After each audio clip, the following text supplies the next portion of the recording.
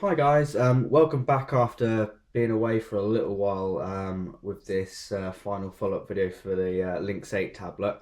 Um, it's two previous videos, one was just unboxing it in a bumbly way and the other one was like a boot up in another bumbly way. But yeah, so basically it's been a while since my last video. So it's now been, I think, nearly 4 weeks maybe since I first opened it and started up the device. And it's, well, here's my views basically.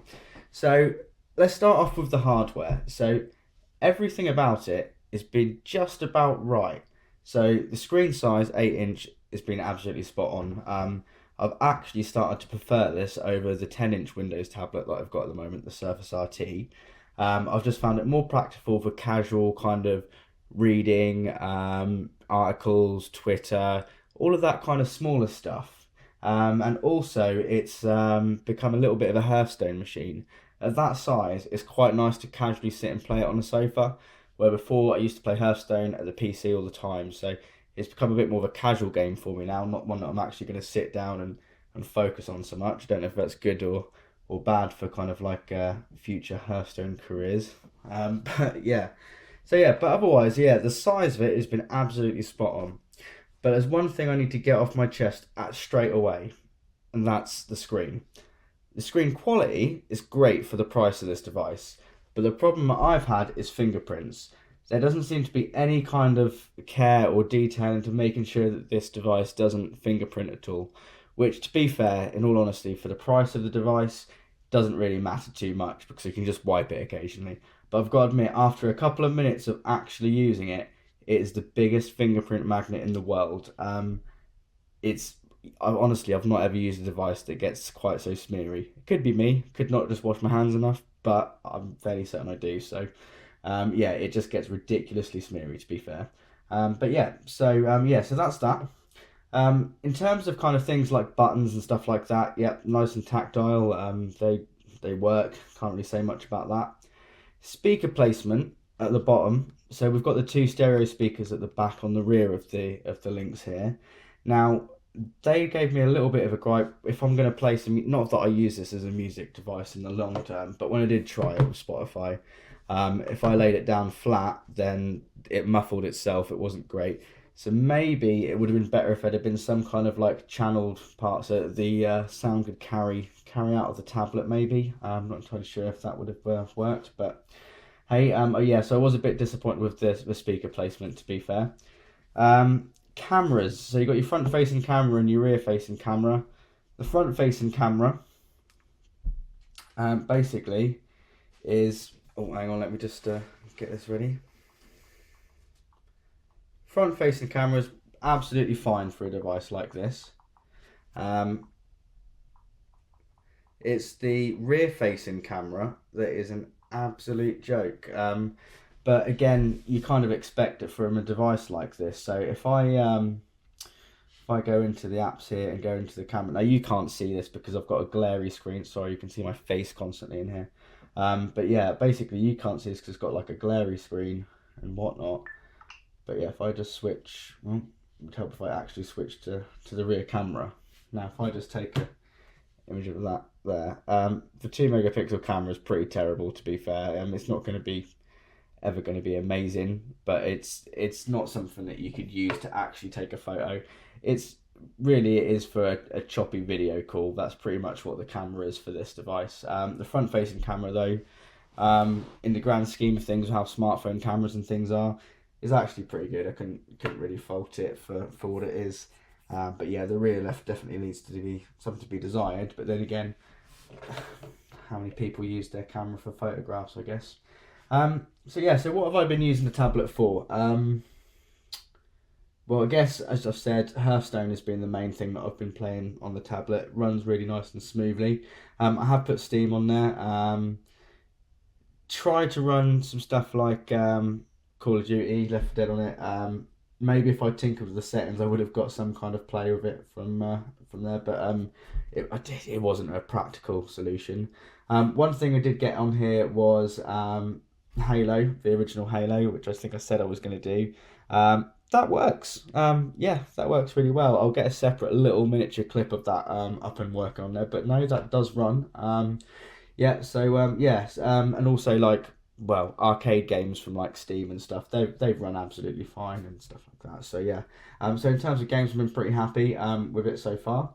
Well, what I did do, although I haven't started using it yet, well not properly anyway, is slam a 32 gig memory card in there just to double up the memory to 64, just in case I start to store a little bit more video and things on there, or even if I start installing some applications to that, just to give myself a little bit of space. But that was mainly because I was a bit skeptical of how much space Windows was going to take on this, but apparently it's a compressed OS, whatever that means, and it doesn't take up that much space, so it wasn't too bad to be fair. But yeah, so main gripes has been the screen smudging, not the quality of the screen smudging, and also now a lot of people like this, the soft touch texture on the back of a device. For me, I actually don't like it. It's become quite a gritty feeling device. If I'm holding it, it's not as I don't think it's very nice to hold for a long period of time. It feels like my fingers are constantly quite dusty with it. So yeah, so I haven't really enjoyed holding the back of the device there.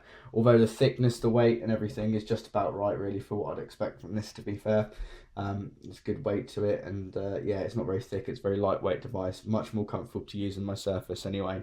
Well, as a sofa surfing device, not as a probably a productivity device. So yeah, so that's the other thing really. I have used this stand quite a lot for video and stuff. I found that this little tablet goes around with me pretty much everywhere in the house just lately. So if I go do the washing up, if I'm doing some cooking or something like that, or even using this as like, well, for some directions to actually cook a meal and something, this comes with me on this little stand, which I'll give it a big shout out just in a minute. It's pretty much just one of these compact little folding stands. It came from Amazon. It was like £3. It's like going to be about $4 or $5 in America, I guess. I don't know exchange rates, but yeah, it's fairly adjustable. You can adjust it to be at kind of any kind of angle, upright, non-upright, all of that kind of stuff. Yeah, it's a good stand, and that's kind of like gone around the house with me pretty much everywhere, wherever I am, if I'm doing something stationary. So yeah, that's pretty much it in terms of an overview of it. It's just been a really solid device. Now, somebody did ask me whether or not I could get Photoshop to run on it. I've been away for a little bit. I've been doing some other stuff, so I haven't had a chance to reply to everything. But yeah, I will probably maybe give that a whirl. I don't own a new copy of Photoshop. I just used the free version, the old Photoshop CS. But I'll let you know how that runs. Although what I will tell you is using stuff like Office, because this came with Office 365 for you on there. Using stuff like Office on here is just a little bit too fiddly. So I expect Photoshop is, although I think it will run, it will take a little while to render some stuff and whatnot. I do think that it will just be too fiddly to use on a practical basis. So yeah, and the other thing is, unfortunately, so I nearly forgot to mention this, it's the USB port on here, the micro USB, is your charger and it's also your USB. Now I had to pick up a little device. This cable here, so this is a USB female to micro USB, so that I could plug in things like a keyboard, a mouse, multiple USB ports and whatnot, so like splitters and stuff like that. You must get one of these if you're going to get a Windows tablet and you haven't got a full-size USB port on it, because there's so many things that you probably want to try and do with it, just to see what it can really do. So this was my first purchase because I didn't actually have one, funnily enough. So yeah, but the biggest downside is the fact that your charging port is also your USB port. So if I'm starting to play something like well, I don't know. Well, I wouldn't play Hearthstone with a mouse. It's all finger touch. But if I'm trying to play Halo with a controller or a keyboard and mouse, that's quite battery intensive on this device, and I can't put it on charge while I'm doing it. Now, in a real world situation, I'm probably going to boot up my PC and play that anyway, so I'm not too upset. But it would just be nice to have two separate USB ports, just so that I can charge and use a device at the same time. So yeah, so that was the one of the other disappointing things about it. But all in all, the package, everything that you pay for this device, it's about £80 that you can pick these up for. It's a 32 gig device running full Windows, um, and it's just been superb. I get up in the mornings, I use something like Flipboard, just to catch up on the world, and that's all I need. This is a perfect size for an app like this. It just works really, really well.